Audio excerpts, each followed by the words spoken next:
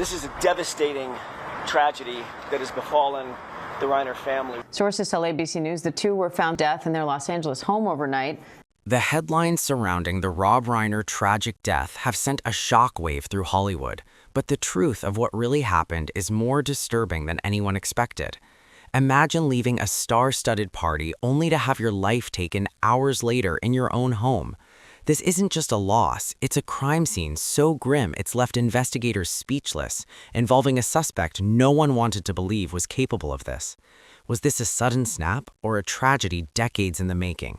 Subscribe now as we uncover the chilling evidence. Tonight, their son Nick Reiner is now under arrest in their murders. The chilling case unfolding over the last 24 hours, police say the bodies of Rob and Michelle Reiner were found stabbed to death in their Los Angeles home. To understand the gravity of what happened in that Brentwood mansion, you have to look back at the final 24 hours of Rob Reiner's life, which began with what was supposed to be a night of celebration. On Saturday, December 13th, Rob and his wife Michelle attended a star-studded holiday party hosted by late-night legend Conan O'Brien. It was the kind of gathering where Hollywood's elite rub elbows, but witnesses say the atmosphere shifted the moment the Reiners arrived with their 32-year-old son, Nick. While the rest of the guests were dressed in formal suits and elegant evening gowns, Nick showed up in a simple, dark hoodie, a jarring contrast that made him stick out like a sore thumb in the crowd of A-listers. According to those in attendance, Nick wasn't just underdressed, he was acting strangely. Guests described him as having a blank, emotionless stare, roaming through the party without engaging in conversation, almost like a ghostly presence among the festivities. At one point, he reportedly interrupted a private conversation between actor Bill Hader and another guest. When told the talk was private, Nick allegedly just stood there, staring them down before storming off. But the real breaking point came later in the evening when a very loud and heated argument erupted between Rob and Nick. The shouting was so intense that it reportedly silenced the room, leaving guests stunned as the legendary director and his son traded barbs in front of everyone.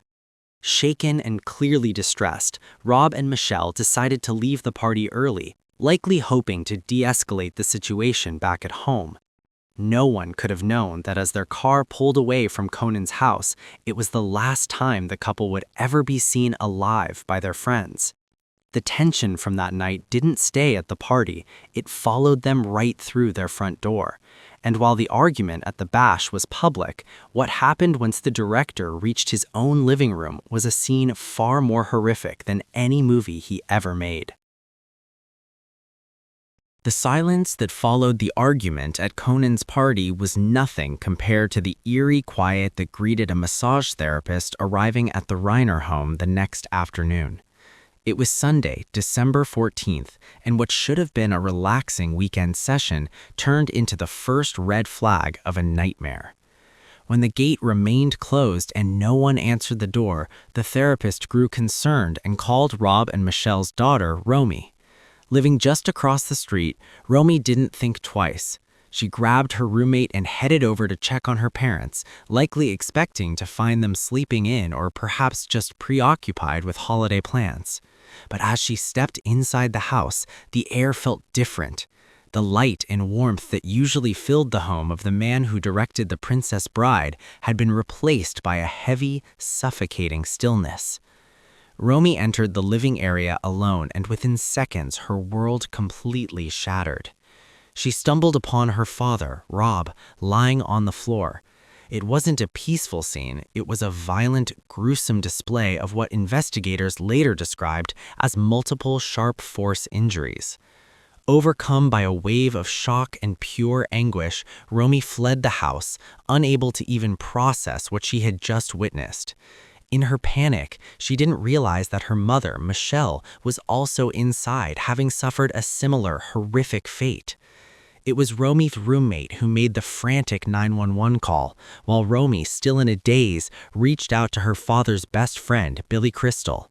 When the first responders arrived around 3:30 p.m., they found a scene that looked less like a home and more like a battlefield, confirming that both Hollywood icons were gone. The news sent a literal tremor through the Brentwood community, but as the police tape went up and the forensics teams moved in, the focus shifted from the how to the who. While the world began to mourn, a massive manhunt was already quietly beginning for a family member who had seemingly vanished into thin air after the party. But as the LAPD began their sweep of the property, they noticed something chilling about the guest house located just a few yards from where the bodies lay. While the news of the double homicide was still sinking in, the LAPD didn't have to look far to find their primary person of interest. As the investigation moved from the main house toward the back of the property, all eyes turned to the guest house where 32-year-old Nick Reiner had been living. For years, the Reiner family had navigated a private storm that few outside their inner circle truly understood.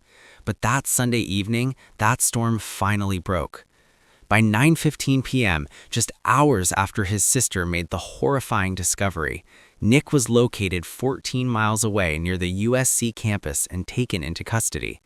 He wasn't just a suspect, he was someone whose entire life had been a recurring cycle of highs and lows that his parents had spent decades trying to fix.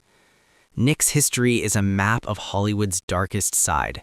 By the age of 15, he was already battling a heavy addiction to substances like heroin and cocaine, a struggle that saw him cycle in and out of treatment facilities a staggering 18 times.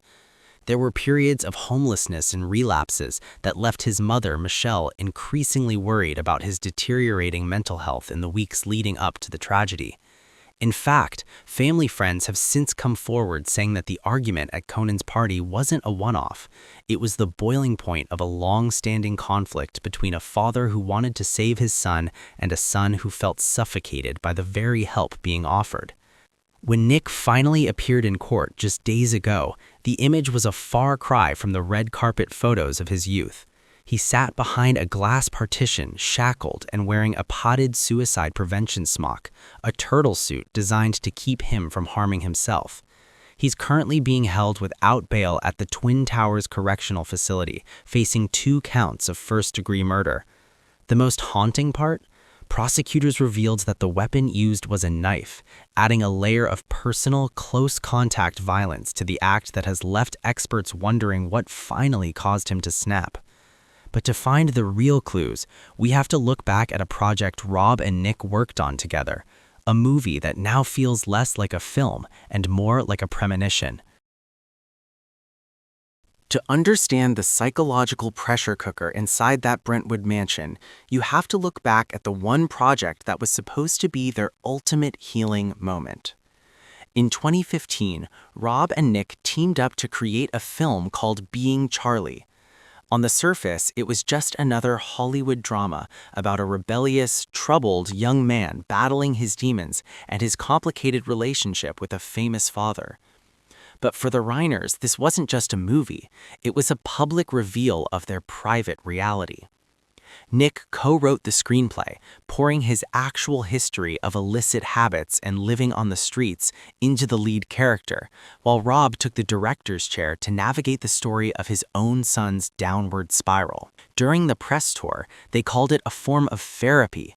Rob was candid about how the process forced them to look at what the other was going through, even admitting that the tough love approach suggested by professionals had often backfired.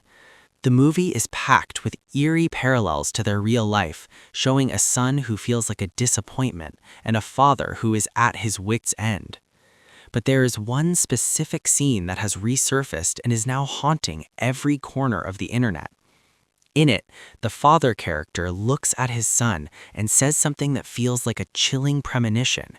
He tells him that he would rather have his son alive and hating him than gone forever. He was willing to endure the arguments and the outbursts as long as it meant his son was still breathing. For a moment, it seemed like the film had worked. Rob even claimed as recently as September that Nick was in a really good place and had been clean for years. But as the investigators began to piece together the evidence from the guest house, it became clear that the narrative they presented to the world was far from the reality behind closed doors. The resentment captured on film might have been more than just acting. It was a glimpse into a deteriorating state that was about to explode. And as the world tried to process this internal family tragedy, a massive external conflict was about to erupt, fueled by a controversial figure who decided to turn this heartbreak into a political weapon. While the Reiner family was still reeling from the discovery in Brentwood, the tragedy was suddenly dragged into a brutal national spotlight. In today's world, even a double homicide can't escape the reach of politics, and this time, the firestorm was ignited by none other than the president himself. Less than 24 hours after the news broke, Donald Trump took to Truth Social, and his words were anything but a standard message of condolence. He described Rob Reiner as a tortured and struggling figure, but then took a turn that left both sides of the aisle in absolute shock. He claimed that the director's unaliving was reportedly due to the anger he caused others through what he called a mind-crippling disease known as Trump derangement syndrome. The backlash was instant and fierce. It wasn't just the usual critics speaking out. Even some of Trump's most loyal allies were visibly uncomfortable with the timing. Representative Thomas Massie called the comments inappropriate and disrespectful, while Marjorie Taylor Greene reminded everyone that this was a family tragedy fueled by addiction and mental struggles, not a political talking point. But there's a layer of irony here that many people are just now realizing. Long before they were political enemies, the Reiners and Trump actually had a professional connection. Michelle Reiner, before she was tragically taken, was actually the photographer who shot the iconic cover for Trump's 1987 bestseller, The Art of the Deal. It's a chilling detail that shows just how deeply these worlds were once intertwined before the modern political divide turned them into bitter rivals. While the internet argued over the ethics of the president's post, the LAPD was quietly moving ahead with the actual criminal investigation. They weren't looking at political motives, they were looking at the physical evidence left behind in that Brentwood home. And as the forensics teams began to process the scene, they found something that changed the entire timeline of the attack, a piece of evidence that suggested the night didn't end as quickly as everyone first thought. As the LAPD cordoned off the Reiner estate, the forensic details that began to emerge were far more chilling than the initial reports suggested. The official medical examiner's report used clinical terms like multiple sharp force injuries, but sources close to the investigation have described a scene that was deeply personal and incredibly violent. We're talking about lacerations so severe they were consistent with what some outlets are calling throat slitting, suggesting that this wasn't just a random act of aggression, but a focused, up-close attack. Investigators immediately flagged the use of a knife, a weapon that requires a terrifying level of proximity and intent. But while the house was being processed for DNA, a whole different trail of evidence was being picked up by security cameras across Los Angeles. Surveillance footage captured Nick Reiner at a gas station and checking into a hotel in Santa Monica at around 4 a.m. on Sunday, nearly 12 hours before his sister would eventually find their parents. While he appeared calm on the grainier footage, what he left behind in that hotel room told a much darker story. According to reports, hotel staff later discovered a disturbing scene that looked like something out of a horror movie. The shower was allegedly full of blood and there were crimson stains found on the bed sheets. Most hauntingly, Nick had reportedly used the bed linens to cover the room's windows, as if he were trying to block out the world or hide from the reality of what had just happened in Brentwood. This timeline suggests a cold, calculated period of drifting between the time of the incident and his eventual arrest near the USC campus. There was no immediate confession and no signs of a struggle when the police finally surrounded him at 9:15 p.m. that Sunday night. He was found in a public area, seemingly blending in with the crowd, while the forensics team back at the mansion was still uncovering the sheer scale of the carnage left behind. It's the kind of evidence that leaves no room for alternative theories, but it's also the kind of reality that has left the industry he was born into absolutely paralyzed with grief. As the news of the double homicide began to ripple through the Hollywood Hills, the industry didn't just mourn a director. They mourned a man whom many considered the very heart of their creative community. The reactions were immediate and visceral, led by Rob's closest friends and collaborators. Billy Crystal, Larry David, Martin Short, and Albert Brooks issued a joint statement that described the loss as an unspeakable hole in the fabric of their lives, referencing a line from Rob's favorite films, It's a Wonderful Life. They didn't just talk about his movies, they talked about his huge heart and a level of decency and humanity that made him a mensch in an industry that often lacks both. Billy Crystal, who was actually the one Rob's daughter called first after the discovery, was reportedly paralyzed by the news, unable to even find words for the first 24 hours. Even more heart-wrenching was the revelation from Michelle Obama, who appeared on Jimmy Kimmel Live just one day after the tragedy. With a trembling voice, she told the audience that she and Barack actually had plans to see Rob and Michelle that very Sunday night. They were supposed to be sharing a meal and laughing together at the exact moment the world was learning about the carnage inside the Brentwood home. She pointedly pushed back against the deranged labels being thrown around in the political sphere, describing her friends as the most decent and courageous people she had ever known. Meanwhile, Stephen King, whose career was arguably redefined by Rob's adaptation of Stand By Me, posted a tribute that simply said, "Rest in peace, Rob. You always stood by me." From Meg Ryan, who credited Rob with teaching her about true love, to Jerry Seinfeld, who revealed that Rob was the one who saved Seinfeld from being canceled after its first few episodes, the stories all painted the same picture: a man who nurtured talent and fought for the goodness of people. But while Hollywood was putting up memorials and lighting candles, there was a looming, uncomfortable question about the work Rob left unfinished. He was in the middle of a career-defining comeback, a project he had waited decades to complete, and now that final love letter to his fans is sitting in a vault, shadowed by a tragedy no one saw coming. While the world was reeling from the headlines, there was a deeply bitter irony surrounding Rob Reiner's career at the moment of his passing. For years, fans had begged for a sequel to the movie that started it all, and just 3 months ago, in September 2025, Rob finally delivered with Spinal Tap 2, The End Continues. It was supposed to be his victory lap, a return to the mockumentary style that defined a generation. The film featured massive cameos from legends like Paul McCartney and Elton John, and it felt like Rob was finally coming full circle, reconnecting with the joy and humor of his early days. In fact, he had just finished shooting a follow-up concert film titled Spinal Tap at Stonehenge, the final finale, which was set to hit IMAX screens in 2026. But following the events in Brentwood, the studio, Bleecker Street, has officially put the release of that final project on indefinite hold. Sources close to the production say that while the film is technically complete, the contrast between the lighthearted, improvised comedy of the movie and the unspeakable reality of Rob's final moments makes it almost impossible to market right now. Even more haunting is a revelation from his close friend, Monty Python legend Eric Idle. Eric shared that he had spent over an hour on the phone with Rob just the night before the tragedy. They were laughing about the new Spinal Tap footage and discussing Rob's excitement for the future. It was a conversation filled with life and creative energy, proving that Rob had no idea the deteriorating state of his own household was about to bring everything to a crashing halt. This wasn't a man who was ready to go. He was a man who was finally hitting a new stride. The fact that his final piece of work is now sitting in a vault, potentially never to be seen, is a testament to how abruptly this horror story interrupted a Hollywood fairy tale.